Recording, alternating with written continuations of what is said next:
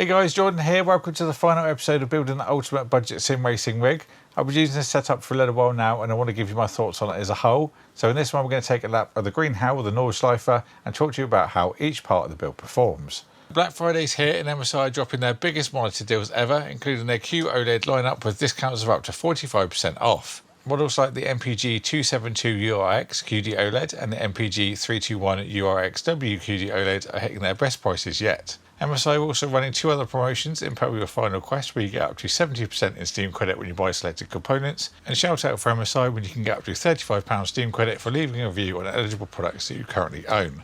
Please check out the description for all the links and information. A massive thank you to MSI for sponsoring the series. So we're now on the green hull. Going to do a nice little careful lap, not too mad, as I want to talk to you about some stuff as of course we drive round. Now this is an actual mod, if anyone's wondering. It's not part of the base game. It's very easy to install though, I do have to say that. So straight away, the Ignition wheel, 5.5 Newton meters, actually, it doesn't sound like a lot in comparison to like the 21s, 26 Newton meters you can buy, but it's really responsive for, you know, a budget kind of base bundle. The biggest thing you'll notice is going from a controller to this is just the way that you can feel the weight of the car, and everything is just so much more obviously realistic, which is the whole point of things. But as we go for our first lap around the Nordschleifer,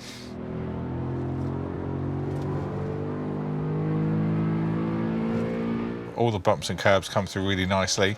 Now since the first video I've actually added the GT Omega Acetec mounting pad for the sim wheel. That's not a little optional upgrade, it's actually a specific Acetec mounting plate, and that's allowed me to bring this a little bit further forward, which is a much more comfortable position, especially being the lanky lad that I am. But as we start making our way through, we'll get a little bit of power going down, but you can feel the weight transfer, heavy to steer rather than just on the controller. You don't get anything like that at all. Now in terms of the pedals on this, they feel really smooth and responsive. I've used the add-on spring and the base one as well, just to get an idea of both.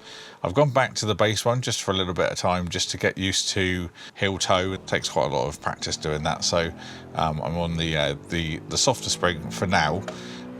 But yeah, they're very nice. You do get a nice consistency. There's no sponginess either, which you do see on the cheaper potentiometer sets. So this section here is quite bumpy as we go up to fifth. I'll put some brakes for this little bit. I haven't done too many laps of this modded track, but it does feel very good.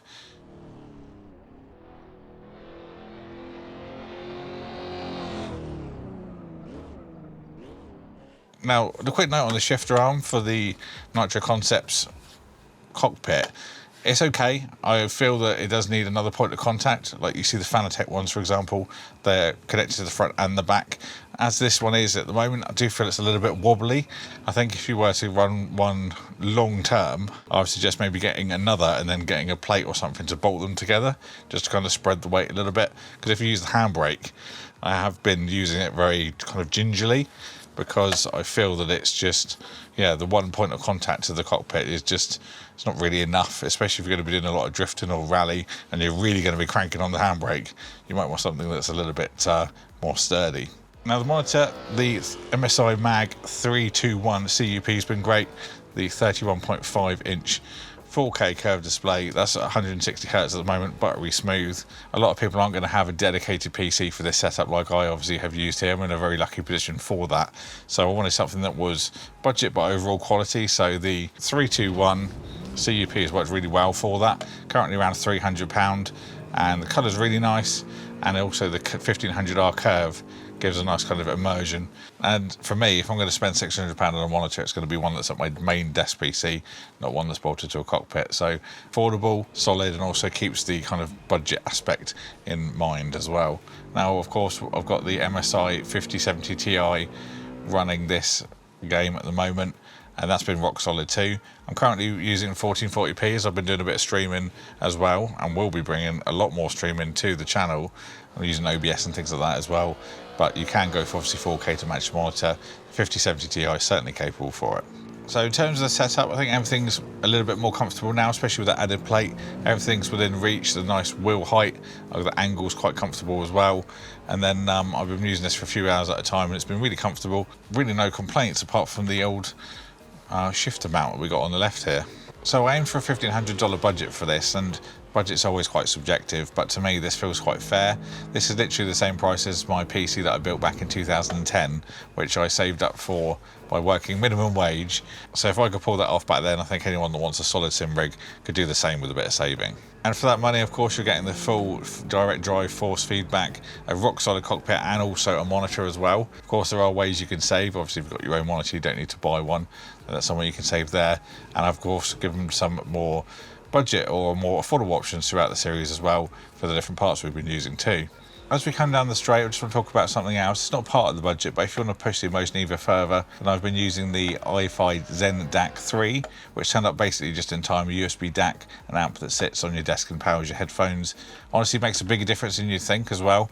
The wheel and pedal gives you all the physical feedback, but the audio is half kind of experience. Like, for example, I'm not using headphones now, and it's really difficult to drive with. Then with using the DAC, you get the clearer engine notes, tyre scrub, way better spatial audio, and then you get a lot of little details like understeer and engine noises as well from the clarity. It's really easy to set up, just goes in with USB, and then you've literally got a volume dial right on the middle, also gain controls and bass controls as well. So if you want a little bit more raw from the engine, or maybe do an endurance race and you want to dial that down, you've got an easy toggle on there as well. Now, you don't need that DAC for sim racing, but it is a nice little addition, especially for the controls, so you don't have to be reaching across. But it's one of those little upgrades that really takes the experience to the next level without having to change loads of things on the rig. So I've just jumped into something a little bit quicker. I've got a Ferrari here, GT2. It's actually got very cold tyres, so it's a bit slippy at the moment.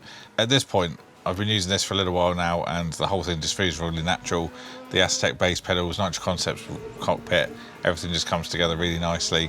And the MSI power in it's been absolutely faultless. So nothing to report in terms of weirdness or anything like that. So it's nice and reliable as well, which is going to be great, especially for the upcoming live streams. I'm genuinely pretty impressed by what we can get at this price. I think it's a really great starting point for anyone that wants to get into sim racing properly without spending multiple thousands. Now, unfortunately, I couldn't get the upgrade kits for the pedals in time for this episode, so that's something that I'll try and get hold of in the meantime. That is something that we can look at on the live streams, or potentially in a separate dedicated review. If that's something you guys want to see, do let me know in a comment down below.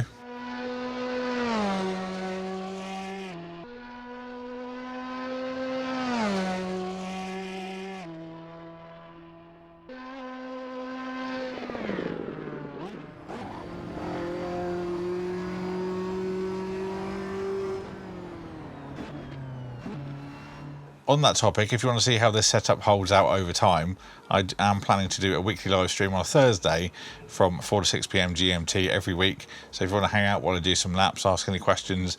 I'll be using the same rig from this series as well, so a little bit more laid back, interactive, and a nice way to chat through anything you might want to know.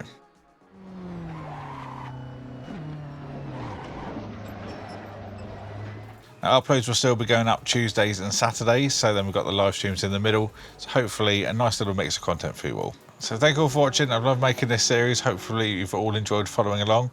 Huge thanks, of course, to MSI for sponsoring the series, Aztec, Nitro Concepts and Scan for the gear, and I'll see you all soon for SimRig V2.